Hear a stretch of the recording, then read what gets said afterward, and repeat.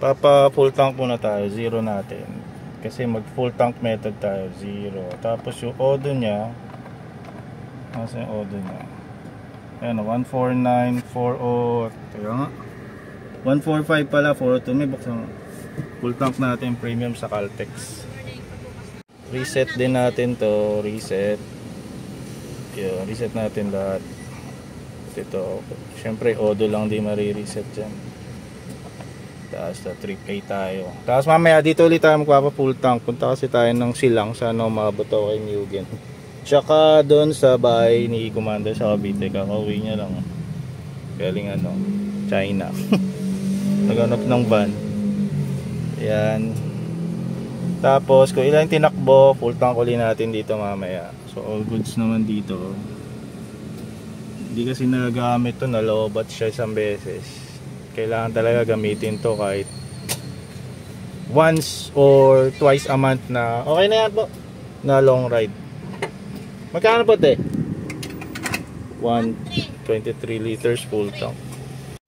Manggaan pa lang kami parang kalahati oras na napaka-traffic. Bagsak siguro ang fuel consumption test natin ito. Sobrang traffic, gapang. Manggaan pa lang.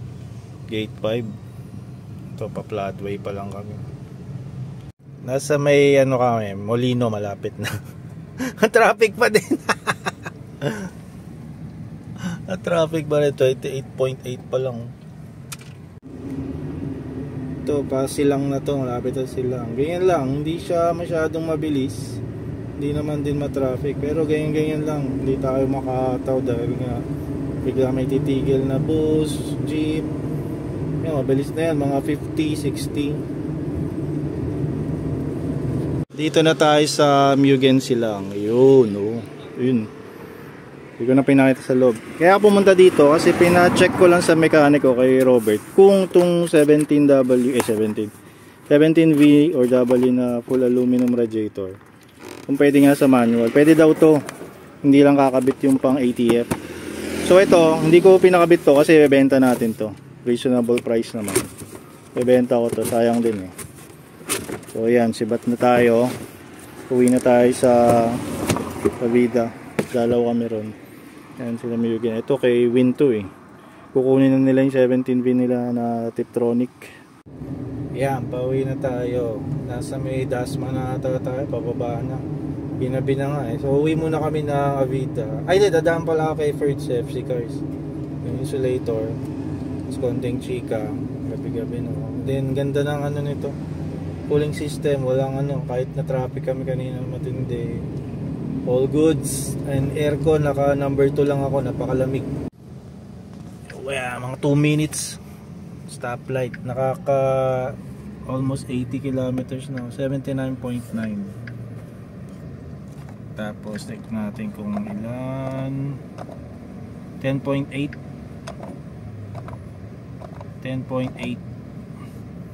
medyo malakas kasi napaka-traffic naman. Yan. 94, ayos, all goods pa din. Napaka-traffic mula Manggaan hanggang traffic hanggang Cavite. Wala man lang tayong naihataw dito. Dito na tayo kala Sir Ferds FC Cars. Hindi lang So bali naka 89.8 na tayo. Then ilan yung natin, fuel consumption 11.11, medyo gumaganda 11.11 kasi hindi masyado matraffic nung pababa. Kaya tingnan ko, wala na ata Sir Ferds dito. May minivan pa ron pero sa kay Guido ata to. Ayan, pauwi na tayo sa may coastal na kami. Bali naka 111 kilometers na ako. First time ko lang din to testing yung RFID. Ewan ko kung narinig yung ugong ng gulong. Meron kasi off-road tire. Pero hindi naman masyadong malakas. Parang ganyan talaga pag off-road. Higa na kaya check natin. Dual na kasi to Easy trip tsaka auto sweep.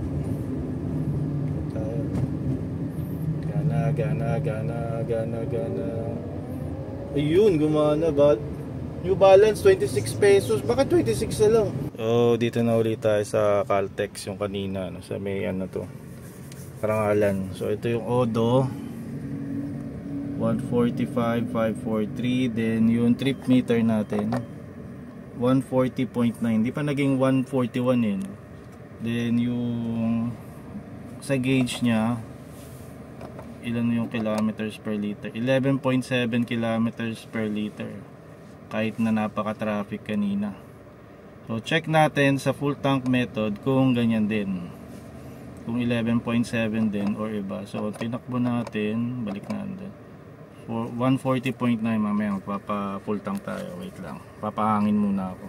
Start 0, you know, start 0.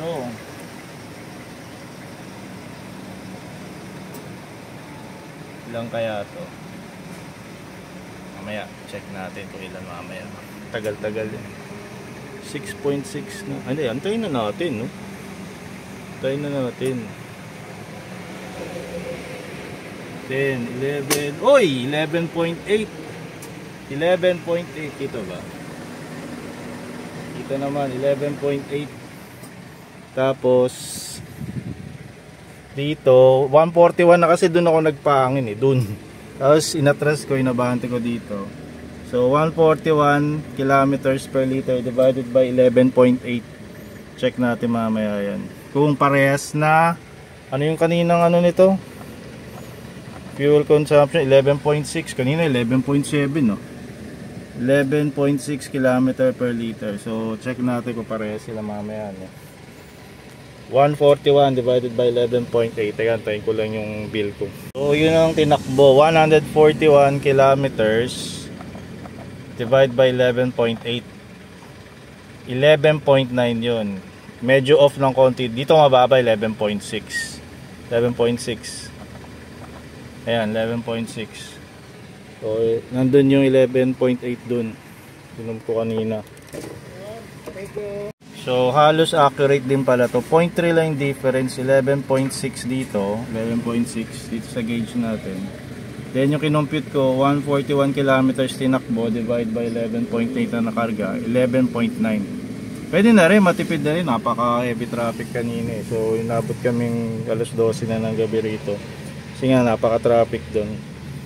Konti lang yung mga nahataw natin. Yan, full tank na uli siya. Pwede na para sa matic na ganito, komportable at lahat.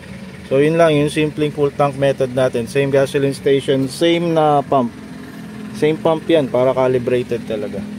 O siya, at least may idea na tayo. Medyo accurate to, pwede, panalo.